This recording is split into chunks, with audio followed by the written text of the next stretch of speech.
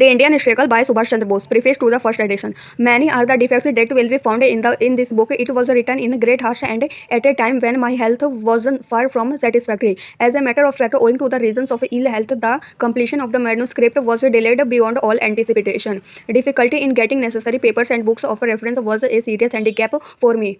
If I had been in India or even in England at the time of writing, my task would have been much easier. In the circumstances, I had no option but to draw largely from my memory. After the completion of the manuscript, some interesting developments have taken place. For example, the meeting of the plenary session of the Congress at Bombay towards the end of October 1934, elections to the Indian Legislative Assembly, the publication of the report of the Joint Parliamentary Committee, etc. While revising the proofs, I have attempted to make certain additions with a view of bringing the book up to the date. A further misfortune has been that even the finishing touches to the book and could not be given at a leisure. While engaged in this task, I have had no rush through my work in order to start for India at once. Owing to the urgent private reasons, this book has been written by one who has played an intimate part in the struggle which he has narrated and who is expected to continue the same work. It is therefore to be hoped that the narrative will be proved to be interesting and incidentally help to interpret Indian struggle to the foreign observer. In this purpose is achieved in however small measure, my labors will not prove to be in vain. In conclusion, I have to express my thanks to the Fraulein E. Schenkel who assisted me in this book and to all those friends who have been of help to me in many ways. Subhash Chandra Bose. Introduction. The Part-1 background of Indian polity. It is only during the last 3 decades that attempts have been made to give a true picture of the history of India since the earliest times. Prior to that, it was customary for British historians to ignore pre-British era of Indian history, since they were the first to interpret political India to modern Europe. It was but natural that modern Europe should think of India as a land where independent ruling chiefs had been fighting perpetually among themselves until the British arrived, and after conquering the land, proceeded to establish peace and order and bring the country under one political administration. In order to understand India, however, it is essential to bear in mind at the outset 2 important facts. Firstly, the history of India has to be reckoned not in decades or in centuries but in the thousands of years. Secondly, it is only under British rule that India for the first time in her history has begun to feel that she has been conquered. Owing to her long history and to the vastness of her territory, India has passed through various vicissitudes of fortune. Neither for the individual nor for the nation it is possible to have an uninterrupted career of progress and prosperity. Consequently, there have been in the course of India's history periods of progress and prosperity followed by intervals of decay and even chaos, and the former have been always characterized by a very high level of culture and civilization. Only through the ignorance or through prejudice could one assert that under British rule, India began to experience for the first time that what political unity was. As a matter of fact, though for reasons of expediency, India has been brought under one political administration by Great Britain, and English has been enforced on the people everywhere as the state language. No pain has been spared to divide the people more and more. If there is nevertheless a powerful nationalist movement in the country today and a strong sense of unity, it is due to entirely to the fact that the people have for the first time in their history begun to feel that they have been conquered, and simultaneously they have begun to realize the deplorable effects both cultural and material which follow in the wake of a political servitude. Though geographically, ethnologically and historically India presents as endless diversity to any observer, there is none the less a fundamental unity underlying this diversity. But as a Mr. Vincent A. Smith has said, European writers as the rule have been more conscious of the diversity than of the unity of India. India beyond all possesses a deep underlying fundamental unity far more profound than produced either by geographically isolation or by political society. That unity transcends innumerable diversities of blood, color, language, dress, manners, and sect. Geographically, India seems to be cut out from the rest of the world as a self-contained unit, bounded on the north by the mighty Himalayas and surrounded on both sides by the endless oceans. India affords the best example of a geographical unit. The ethnic diversity of India has never been a problem for throughout her history she has been able to observe different races and impose on them one common culture and tradition. The most important cementing factor has been the Hindu religion. North or south, east or west, wherever you may travel, you will find the same religious ideas, the same culture, and the same traditions. All Hindus look upon India as the holy land. The sacred rivers, like the sacred cities, are distributed all over the country. If as a pious Hindu, you have to complete your round of pilgrimage. You will have to travel to Setubandha Rameshwara in the extreme south, will end to the Badrinath in the bosom of the snow-capped Himalayas in the north. The great teachers who wanted to convert the country to their faith had always to tour the whole of India, and one of the greatest of them, Shankaracharya, who flourished in the 8th century AD, built 4 ashramas in the 4 corners of India, which flourish to this day. Everywhere the same scriptures are read and followed, and the epics, the Mahabharata and the Ramayana, are equally popular wherever you may travel. With the advent of the Mohammedans, a new synthesis was gradually worked out. Though they did not accept the religion of the Hindus, they made India their home and shared in the common social life of the people, their joys and their sorrows. Though mutual cooperation, a new art and a new culture was evolved, which was different from the old, but which was evolved was distinctly Indian. In architecture, painting, music, new creation were made which represented the happy blending of two streams of culture. Moreover, the administration of the Mohammedan rulers left untouched the daily life of the people and did not interfere with the local self-government based on the old system of village communities. With British rule, however, there came a new religion, a new culture, and a new civilization which did not want to blend with the old but desired to dominate the country completely. The British people, unlike the invaders of old, did not make India their home, but they regarded themselves as birds of passage and looked upon India as the source of raw material, as the markets of finished goods. Moreover, they endeavored to imitate the autocracy of the Mohammedan rulers without following their wise policy of complete non-interference in local affairs. The result of this was that Indian people began to feel for the first time in their history that they were being dominated culturally, politically, and economically by a people who were quite alien to them and with whom they had nothing whomsoever in common. Hence, the magnitude of the revolt against the British domination of India. In order to study the present political movement in India with the proper perspective, it is necessary to make a brief survey of the development of political thought and of a political institution in the past. The civilization of India dates back to 3000 BC, if not earlier, and since then there has been on the whole a remarkable continuity of culture and civilization. This undisturbed continuity is the most significant feature of Indian history, and it incidentally explains the vitality of the people and or of their culture and civilization. The latest archaeological excavation at Mohenjo-daro and Harappa in northwestern India prove unmistakably that India had reached a high level of civilization as early as 3000 BC. If not earlier, this was probably before the Aryan conquest of India. It is too earlier to say what light this excavation throw on contemporary political history, but since the Aryan conquest of India, more facts and historical materials are available. In the earliest Vedic literature, there is a reference to non-monarchical forms of government where those existed. Tribal democracy prevailed in those days. Grama was the smallest and Jana was the highest social and political organization among the Vedic communities. In the later epic literature, the Mahabharata, for example, the clear reference of two republican forms of government is also evidence that since the earliest times of popular assemblies used to be held in the connection with the public administration. Throughout the Vedic literature, one finds a reference to two kinds of assembly, the Sabha and the Samiti.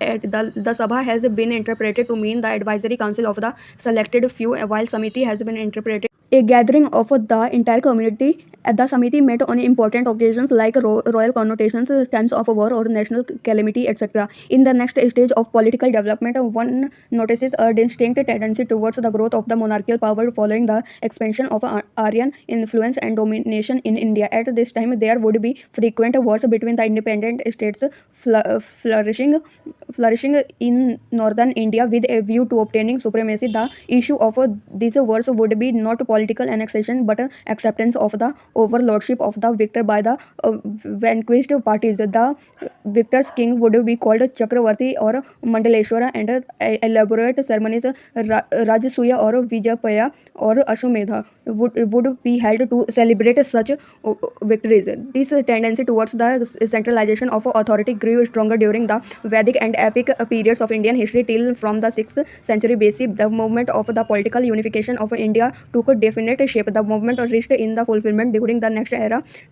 namely Buddhistic or Maurya period, when the Maurya emperors were able to unify the political India politically for the first time and establish an empire. After the retreat of Alexander the Great from India, Chandragupta Maurya founded his empire in 332 BC. About this time and later on, there were many republics in India. The Malwas, the Kshatras, the Lichavis, and other tribes had republican continuation. Mr. K.P. Jaiswal, in his book The Hindu Polity, gives a long list of such republics. There is no doubt that when India was unified politically under one emperor, these republics continued to flourish as autonomous states, recognizing the suzerainty of one emperor. Besides, the popular assembly was a well-established institution during this period of Indian history. The greatest of the Maurya emperor was Ashoka, the grandson of Chandragupta, who ascended the throne about 273 BC. Ashoka's empire impressed not only modern India but also Afghanistan, Balochistan, and a portion of Persia. Under the Maurya emperor, public administration reached high level of efficiency. The military organization was perfect for that time. The government was divided into separate departments under the different ministers.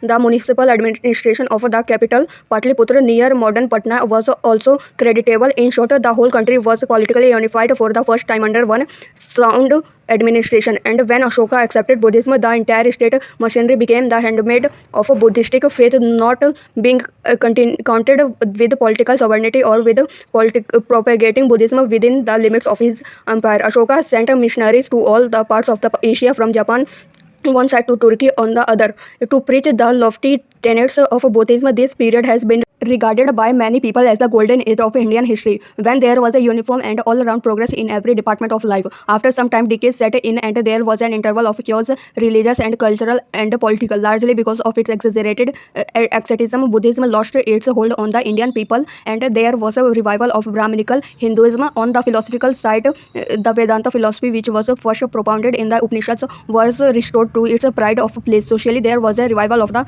caste system, and a new breath of realism took the place of the morbid asceticism of the latter-day Buddhist. Politically, anarchy was ended, though the rise of Gupta Empire, which flourished in the 4th and 5th centuries AD. The greatest of the Gupta emperors was Samudragupta, who ascended the throne in AD 330. During the Gupta period, the country was not only unified politically, but art, literature, and science flourished and once again reached the higher watermark of excellence. This renaissance took place under the influence of Brahminical Hinduism, and this period is therefore regarded by the Orthodox Hindus as a more glorious age than the preceding Buddhistic period. As under the Maurya emperors, India once again had active contact, both cultural and commercial, with Asia and also with some countries in Europe like Rome. After the 5th century, the political power of Gupta emperors came to an end, but the cultural renaissance continued unabated till once again it reached its peak in 640 AD, when under King Harsha the country was once again unified politically. This did not last very long, and after some time, so once again signs of decline appeared. Then there appeared a new element in Indian history, the modern invaders. Their raids into the heart of India began as early as the 10th century, but it took them some time to conquer the country. Muhammad bin Tughlaq succeeded for the first time in bringing a large portion of country, but under one rule in 14th century, but it was reserved for Mughal kings to unify the country and under usher in a new era of all-round progress. During the 16th and 17th century, under the rule of the Mughal emperors, India once again reached the pinnacle of progress and prosperity. The greatest of them was Akbar, who ruled the latter half of the 16th century. The great merit of Akbar was not only the political unification of the country, but what was perhaps more important, the working out of a new cultural synthesis in order to reconcile the new stream of culture with the old and evolve a new culture. The state machinery which built up was also based on the wholehearted cooperation of a Hindu and Mohammedan communities. The last emperor among the Mughal was Aurangzeb, who died in 1707, and after his death the empire began slowly to break up. From the above historical narrative, it will be evident that democratic republican forms of government existed in India in the ancient times. They were usually based on a homogeneous tribe or caste. In the Mahabharata, these tribal democracies are known as ganas. Besides their full-fledged republics in monarchical states, also the people enjoyed a large measure of liberty as the virtually a constitutional monarch. This fact, which has been as consistently ignored by British historians, has now been fully established through the researches of Indian history. Besides political matters, in other matters also, the people enjoyed a large measure of liberty. Indian literature from the earliest time abounds of references to public bodies called Pora and Janpada. The former correspond to our modern municipalities, while the latter probably mean non-urban public bodies of some sort. Moreover, owing to the existence of a caste, the people were self-governing in social matters through a system of caste democracy under the control of a panchayat. There were popular panchayats in India since the oldest times, not only for carrying on the village administration but also for administrating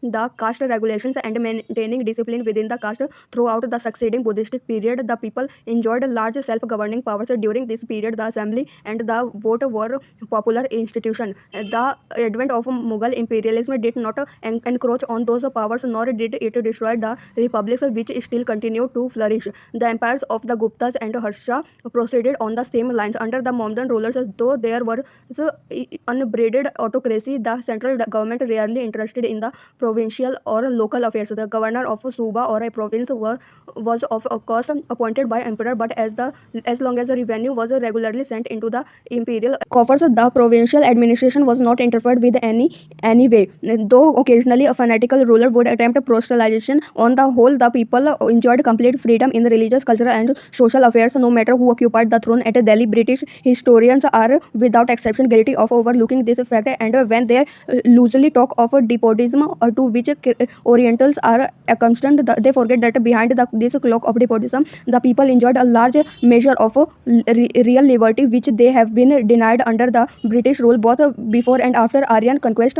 Both before and after Aryan conquest of India, autonomous village institutions have been a consistent feature of the public life of India. This is true as much of the Aryan kingdoms of the north or of the Tamil kingdom of the south, but under British rule these institutions have been destroyed, and the long arm of the bureaucracy stretches into the remotest villages. There is not one square foot of land where the people that they are free to manage their own affairs. With regard to political literature also, ancient India has much of to boast of. The Mahabharata is a storehouse of knowledge and information for a student of political science. The Dharma Shastras, also a mass of subsidiary literature, are of immense value, but most interesting of all is Arthashastra of Kautilya, which probably belongs to the 4th century BC. To resume the thread of our narrative, with the gradual disruption of the Mughal Empire, the question arose as to which power would take its place. About this time, two indigenous powers made a bid for supremacy: the Maratha power from central India and the Sikh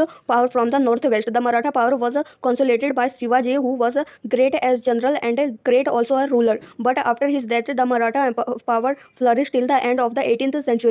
Its expansion was checked in AD 761 at the Third Battle of Panipat, where the Marathas were defeated, and it was finally overthrown in 1818 by British. Though Maratha rule was based on benevolent despotism, it could boast of a highly efficient army and an excellent civil administration. The Sikh power was consolidated by Maharaja Ranjit Singh, who during the lifetime built up a fine army and an excellent civil administration. But after his death, no one with equal ability could take his place, and when war broke out between the Sikhs and the British, the former were overthrown. Unfortunately for India, while she was going through such a period of political anarchy and was attempting to evolve a new social and political order, she became the sport of the European powers. The Portuguese, the Dutch, the French and the British came in succession. Each of them, not content with carrying on trade or preaching religion, tried to wrest political power from the warring chieftains.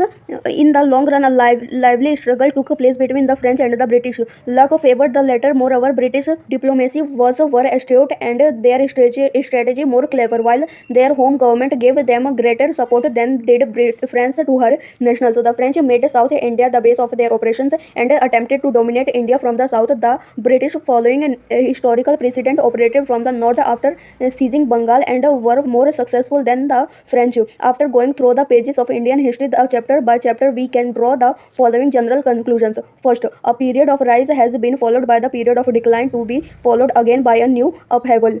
Second, the decline is the result chiefly of the physical and intellectual fatigue. Third, forward. Progress and fresh consolidation has been brought about by an influx of new ideas and sometimes an infusion of fresh blood. Fourth, every new epoch has been heralded by the people possessing great intellectual power and superior military skill. Fifth, throughout Indian history, all foreign elements have always been slowly absorbed by Indian society. The British are the first and the only exception to this. Sixth, in spite of the changes in central government, the people have all along been accustomed to a large measure of real liberty.